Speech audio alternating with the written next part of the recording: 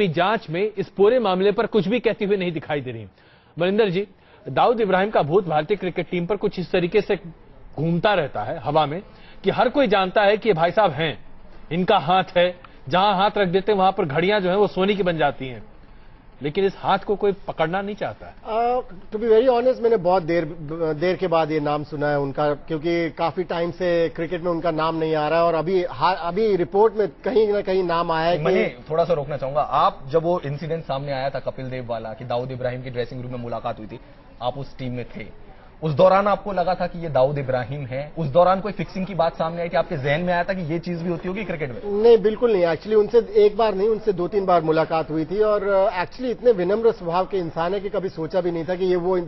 जब उनकी तस्वीर देखी पेपर में तो मैंने कहा, अरे इनसे तो हम अक्सर मिला करते थे शारजा में। एक अलग बॉक्स था उसका, उसी बॉक्स में जी। सो राजन साहब बैठता था उन्हें। कभी ऐसा सोचा नहीं था और उस समय भी उन्होंने आके यही कहा था कि अगर जीतेंगे तो कारें दी जाएंगी खिलाड़ियों को।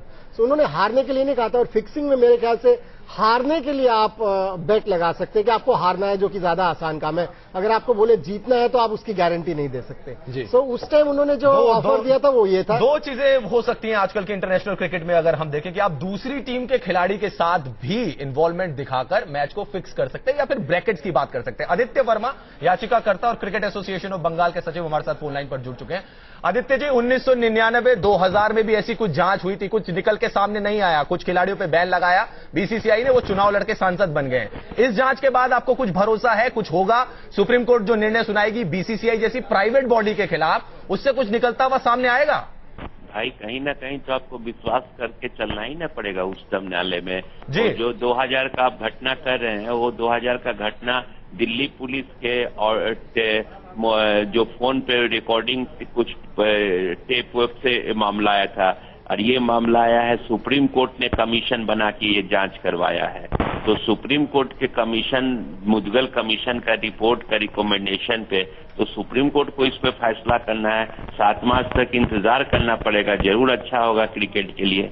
चलिए, आप उम्मीद इस पर बांधे हुए हैं, लेकिन मनिंदर जी, क्या आप वाकई में मानते हैं कि एक ऐसा व्यक्ति जिसके दिमाग पर एक के बाद एक आरोप लगते रहे, वो न सिर्फ अध्यक्ष के तौर पर बल्कि आईसीसी में जा बैठा, उसके पहले भी तमाम क्रिकेट पर फिक्सिंग के आरोप लगते रहे, बड़े से बड़े खिलाड़ियों का नाम शामिल होता रहा, आज तक कभी भी कुछ ठोस नहीं हो पाया और ना ही कोई ठोस मिल पाया, तो क्या होगा? ये भी बस एक रिपोर्ट है, मोटी सी रिपोर्ट, फाइल बनेगी, रख दिया जाएगा और खिलाड़ी खेलते रहेंगे। देखिए, मैं उम्मीद कर रहा हूं कि ऐसा ना हो, क्योंकि जैसे मैंने पहले भी कहा था, क्रिकेट की छवि को इतना ज्यादा नुकसान हुआ है। बेदी सर भी कह रहे हैं कि मामला सुप्रीम कोर्ट में है, अभी वर्मा जी ने भी कहा, और सुप्रीम कोर्ट हमारे देश का सबसे बड़ा कोर्ट है। सो वहां से कुछ ना कुछ पॉजिटिव निकल के आएगा। और मुदगल साहब की तो रेपुटेशन के बारे में सभी जानते हैं। सो आई थिंक अगर उन्होंने किसी तरह की रिपोर्ट दी है तो उस पर गंभीरता से विचार करेगा सुप्रीम कोर्ट और कहीं ना कहीं कुछ पॉजिटिव निकल। बेदी साहब, इसमें एक बड़ा सवाल उठता है, सुप्रीम कोर्ट में भी अगर ये मामला है, बात तो आखिरकार जांच की ही आएगी। अगर पुलिस ही अपनी जांच पूरी तरीके से नहीं करती है और वहीं पर मामला कॉम्प्रोमाइज होता है, जैसा कि इस फिक्सिंग कांड में भी होता हुआ दिखाई दिया था अप्रैल के महीने में, जब ये पूरा मामला सामने निकल कर आया था, पुलिस की जांच एक दिशा तक बढ़ी, उसके बाद अचानक सब कुछ ठंडा, देखिए कुछ भी मिलता हुआ नहीं दिखाई दिया। नहीं होगा। अब जो ये रिपोर्ट गई है, इस अब वैसे ही पहले वैसे क्रिकेट बनाव हो चाहिए, जैसे मनी ने कहा, इसमें ऐसा फर्क नहीं पड़ता। मगर एक मैं आपको बता दूं छोटी सी बात, ये छोड़ी एक होगा या ना होगा, चलिए हम ये अज्यूम करते नहीं होगा, क्या होगा? जब लोगों को पता है, आपको पता है, मुझे पता है, सबको पता है, फिर कल इतनी बेताबी से क्यों आईपीएल का हमें इंतजार कर रहे हैं? अगर सारा फिक्स है, जो कि आप कहते हैं आईपीएल मैच फिक्सिंग है, बड़े बड़े जो खलीफे हैं हमारे पुराने प्लेयर, जिनके अचानक कॉन्शियस जाग पड़ी है, खून खोल उठा उनका, उनमें से कितने प्लेयर हैं जो कहते हैं कि जो $50,000 हमें CBSFC के साथ मिला था, शारजा का सारा फिक्सिंग था, ओपन फिक्सिंग था, हम 50,000 पे लानत फेंकते हैं, यहां दे दो, क्यों कौन खोला? या कितने वो प्लेयर हैं जिनको करोड़ रुपए आईपीएल की वजह से मिला, वन टाइम आईपीएल की वजह से, कुछ खिलाड़ियों की वजह से क्या पूरे हम बैन कर देंगे? मेरी बात नहीं समझे, मैं उन खिलाड़ियों की बात कर रहा हूं जिनका खून खोल रहा है इसका और जिन्होंने पैसे लिए हैं। बाकी किसके देखा? मैंने कहा मैं अगर एक आपके सामने लेक्चर देता हूं कि ये गलत हो रहा है, तो मैं I should not be part of it, ले लो, मैंने ये पैसा गलत दिया, ये गलत कमाई हुई है। तो यानी आपको लगता है कि यहां पर अभी फिक्सिंग उतने बड़े पैमाने पर नहीं है? बहुत बड़े पैमाने पे है। वी आर नॉट, मैं वो कहता हूं उन प्लेयरों को जो बोलने वाले हैं, आइए प्रूव करो कि यहां आप ये कहिए साहब हमें पैसा नहीं चाहिए, ये सारा फिक्स हो रहा है, हमें शर्म आती है, यहां ना बोलो, देखिए एक बात है ना, वो पुरानी पिक्चर थी ना वक्त, चुनावी सेठ जिनके घर शीशे के होते हैं दूसरे पर पत्थर नहीं फेंकते, बड़ा आइकॉनिक डायलॉग था। मनिंदर जी आपको जवाब देना पड़ेगा। लेकिन ये जो बेनिफिट खिलाड़ियों को मिला, आई थिंक ये जो पुराने क्रिकेटर्स हैं ये डिजर्व करते हैं। केवल आईपीएल से आया हुआ पैसा नहीं है। ना आईपीएल से नहीं सर, आई एग्री, वो आईपीएल था, आई एग्री। मैं किसी प्लेयर पे डाउट नहीं करा। मैंने कहा जब देखिए आप मेरी बात सुन ली ना, प्लेयर अगर मैं क्लियर नहीं तो फिर मैं कभी किसी प्लेयर पे डाउट नहीं करता। They have every right to have money. मैंने कहा उन प्लेयरों का जिनकी जमीर जाग गई, यहाँ उनको पता नहीं एक शारजा में क्या हो रहा था। अगर नहीं पता था, बाद में पता चला, उन्होंने कहा ये लानत है, $50 मैं नहीं लेता, ये तो गंदा है। या उसका नहीं पता था कि आईपीएल में फिक्सिंग है, ये 1.5 करोड़ पे मिला है, हमें नहीं चाहिए, तब बातें करें। पैसे भी ले लिए, खा भी लिया, बंद तो हुआ। खिलाड़ियों ने बंद किया, खिलाड़ियों ने जो खिलाड़ियों ने नहीं, गवर्नमेंट ने बंद किया। क्या बात कर रहे हैं? गवर्नमेंट ने सर, गवर्नमेंट ने, गवर्नमेंट जब हर शुक्रवार को मैच होता तो हर शुक्रवार को हार जाती थी बाहर, जब गवर्नमेंट ने बंद करवाया। जी मनिंदर सिंह जी ने जब क्रिकेट खेली तो उन्होंने मैच फिक्सिंग के लिए क्रिकेट नहीं खेली, या किसी और खिलाड़ी ने जब देश को सेवाएं दी क्रिकेट की तो फिक्सिंग के लिए नहीं शुरू किया। उनको बेनिफिट मिल रहा है, उनको बेनिफिट मिल रहा है। अगर बीसीसीआई उनको बेनिफिट दे रही है तो उस दौर का दे रही है जब उन्होंने क्रिकेट खेली देश में। आपने ये भी तो समझे। नहीं बिल्कुल। जो शारजा में पैसा दिया बीसीसीआई ने नहीं दिया था। बेदी साहब आइए जरा एक अगली रिपोर्ट भी हम यहाँ पर देख लेते हैं। जस्टिस मुदगल कमेटी ने अपनी जांच रिपोर्ट में गुरुनाथ मय्यप्पन को फिक्सिंग का दोषी पाया, और इसी के साथ अब चेन्नई सुपर किंग्स टीम के भविष्य को भी लेकर सवाल उठने लगे हैं। सबकी नजर अब श्रीनिवासन जी पर है। श्रीनिवासन जी किसी भी कीमत पर अपने आप को दोषी तो छोड़ दीजिए, उनके अपने दामन पर दाग लगते हुए भी देखना बर्दाश्त नहीं करते। उनका कहना है मेरा दामाद चोर हो सकता है, मैं चोर नहीं हूं। देखिए report. Well, that's a big blow straight into the stands. अब चेन्नई सुपर किंग्स का क्या होगा? He knows. मय्यप्पन पर मुदगल कमेटी की जांच रिपोर्ट आने के बाद आईपीएल की सबसे सफल टीम का अस्तित्व खतरे में आ गया है। Well, Dhoni's there. There's danger.